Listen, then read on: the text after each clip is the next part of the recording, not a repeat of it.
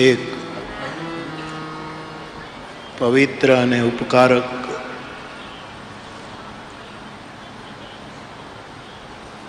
હેતુ માટે, અને એ હેતુ પણ હેતપૂર્વકનો હેતુ, રામમય રાજકોટના આંગણે આ 9 દિવસીય રામકથા માનસ સદભાવના રૂપે આયોજિત થઈ. આજે આ સંવાદ વિરામ તરફ જઈ રહ્યો છે. નિરંતર સંવાદ ચાલુ રાખવા માટે આ સંવાદનું સમાપન નથી. વિશ્વમાં વ્યક્તિથી લઈને વિશ્વ સુધી નિરંતર સંવાદ રહે, કારણ કે માનસની કથા સંવાદની કથા છે. તો આજે વિરામના દિવસે છીએ, ત્યારે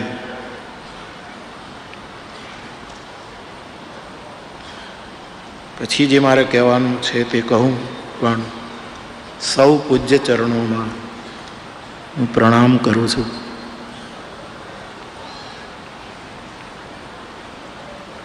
વિજયભાઈ બોલતો નથી, પણ બોલે છે ત્યારે હૃદયથી બોલે છે. એમણે જે ઘોષણાઓ કરી છે કે અમારી આટલી જવાબદારી છે, અમારી આ પ્રતિબદ્ધતા છે, એક સાધુના બાળક તરીકે હું સાધુવાદ આપું છું. એની આખી ટીમને ખૂબ ખૂબ ધન્યવાદ આપું છું. તો સૌ પૂજ્ય ચરણોમાં મારા પ્રણામ. સમાજના વિવિધ ક્ષેત્રના અગ્રણીઓ, વિવિધ વિદ્યાના ઉપાસકો, આપ સૌ મારા શ્રોતાભાઈ બહેનો, સૌને વ્યાસપીઠ પરથી મારા પ્રણામ. જય સિયારામ. પૂજ્ય, વર્ષો પહેલા નૈરોબીના લોહાણા હોલમાં હું કથા ગાતો હતો. શાયદ 75 યા 76, પાકું યાદ નથી. કથા પૂરી કરીને હું જતો હતો, તો એક બાલિકા સ્કૂલથી આવેલી અને એના યુનિફોર્મમાં હતા, નાની બાલિકા, એકદમ ગાડીના પાસે આવીને આમ હાથ હલાવતી હતી. મેં એની સામે જોયું. મારું મૌન હતું, એટલે મેં મારા હાવભાવથી એના ભાવને પ્રતિસાદ આપ્યો. પછી બીજે દિવસે એના પિતાને મેં કહેવડાવ્યું કે હું તમારે ઘરે ચાય પીવા આવું છું. હું ગયો, પણ એ દીકરી સ્કૂલે ગઈ હતી. એની આંખનું આમંત્રણ હતું, જે મારા હૃદયે સ્વીકાર્યું. એ સ્કૂલે ગઈ હતી. અમે બેઠા બેઠક રૂમમાં, અને એ દીકરી સ્કૂલેથી આવી, મારા પાસે ન આવી, સીધી સામેના રૂમમાં ગઈ. એમની સ્કૂલ બેગ એક બાજુ મૂકી, બૂટ ઉતારી, અને એ રૂમમાં એક આદમ કદ દર્પણ હતું, કાચ હતું, અને એ દીકરી એ કાચની સામે નૃત્ય કરતી હતી. મેં અહીંયા બેઠા બેઠા જોયું. માણસની પાસે શબ્દો ન હોય ત્યારે એની પાસે એક જ ઉપાય બચે છે કે નૃત્ય કરવું. પૂજ્ય સ્વામીજી, જેમના સંરક્ષણમાં આખો યજ્ઞ વિરામ તરફ જઈ રહ્યો છે, એક નવા આરંભ તરફ જઈ રહ્યો છે, ત્યારે હું 2 દિવસથી કહું છું, સાંભળું છું કે સ્વામીજી મારી પાસે આવે ત્યારે હાથ પકડીને એટલું જ કહે છે, લગભગ 3 વખત બોલ્યા છે માતાજી, બાપુ નો વર્ડ્સ, નો વર્ડ્સ, નો વર્ડ્સ. સ્વામીજી આપે આ સંસ્થાને એટલા આશીર્વાદ આપ્યા છે અને આ સંસ્થા આખી ટીમ જે કામ કરી રહી છે એના માટે વી હેવ નો વર્ડ્સ. અને જ્યારે શબ્દ નથી ત્યારે પછી ગરબા ન લઉં તો શું કરું, રાસ ન રહું તો શું કરું. એક જ ઉપાય છે, જ્યારે શબ્દ નથી હોતા ત્યારે માણસ નૃત્ય કરે. એટલે હું વ્યાસપીઠ ઉપરથી ઉતર્યો અને મારા જગતગુરુ આદિ શંકરાચાર્ય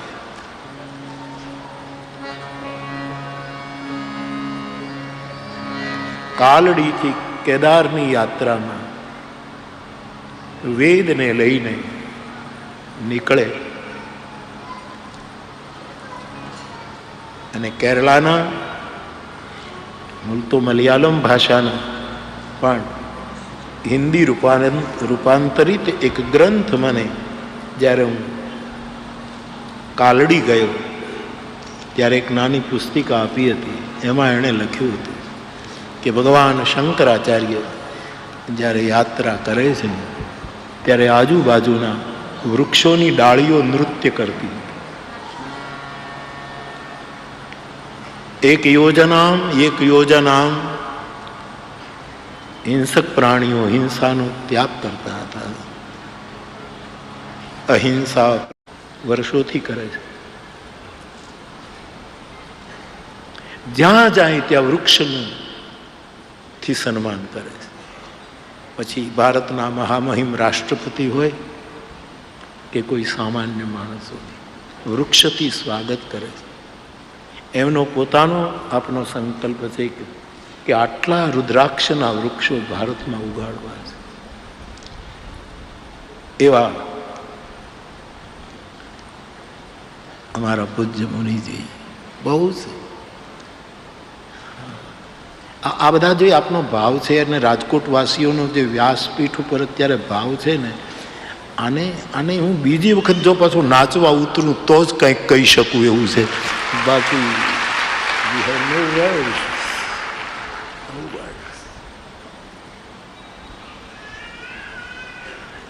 મને ચિઠ્ઠીઓ મળે છે, બાપુ હવે પાછા ક્યારે આવશો? કોશિશ કરીશ, વચન ના આપો, કારણ કે 80 વર્ષ થયા છે. પરંતુ દેખેંગે. હવે કોઈને વચન નથી આપતો. કથા આપું એને કહું 90%, 10% મારા હાથમાં કોઈ સંજોગો એવા, કારણ કે હું તો માનસ ગાઉં છું. વચનનો મહિમા અમારી ગંગા સતી કહે છે,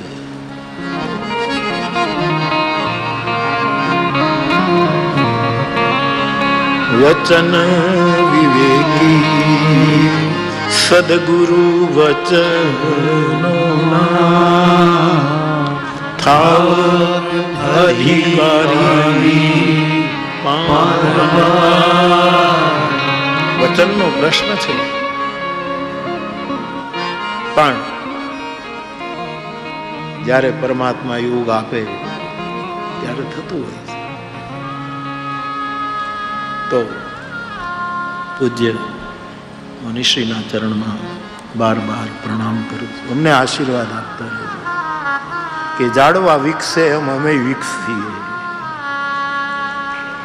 અને એમાંથી સ્વામીજી એકેય ફળ હું ન ખાઉં.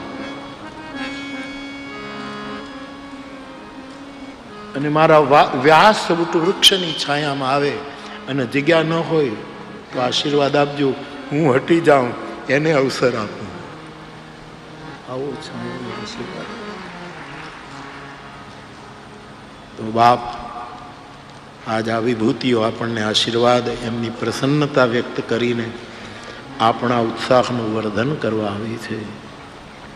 બંદવ તવ પદ બારહી બારા. આજે 6 કાંડ બાકી. આપણે છે ને દેશમાં એક કાંડ ઊભો કરવાનો જરૂર નથી, પણ જે હોય ને એને જલ્દી પૂરા કરવાની જરૂર છે. એટલે જે 6 કાંડ બાકી છે એને હું જલ્દી તમારી સામે કાગભૂષુંડીજીના ન્યાય પૂરા કરું, પરંતુ કંઈક ઉપસંહારક બાતે આપની સામે મૂકું. આપણા દેશમાં શાસ્ત્ર પ્રમાણે, લોકોક્તિ પ્રમાણે, શાસ્ત્રોક્ત દૃષ્ટિથી પણ 7 ઔષધિ છે. એમાં અમુક માનસ કથિત પણ છે, અમુક અન્ય શાસ્ત્રોમાંથી. ઔષધિ જે મારા ને તમારા રોગોમાંથી આપણને મુક્ત કરે, કેવલ શરીરના જ નહીં, માનસ રોગનું પણ શમન કરે, માનસ રોગ નિર્મૂલ કરે, એવી 7 ઔષધિ છે. પહેલી ઔષધિ છે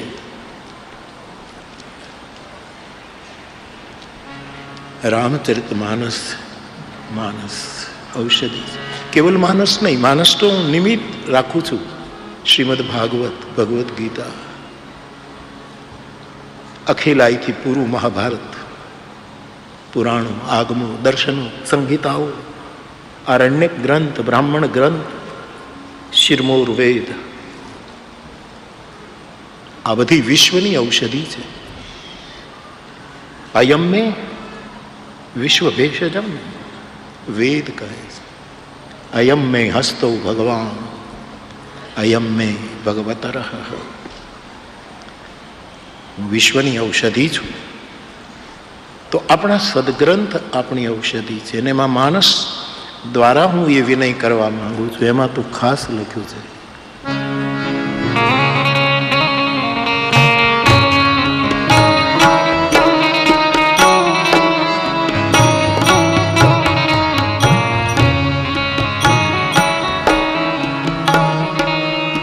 વિબુધ વૈદ ભવભીમ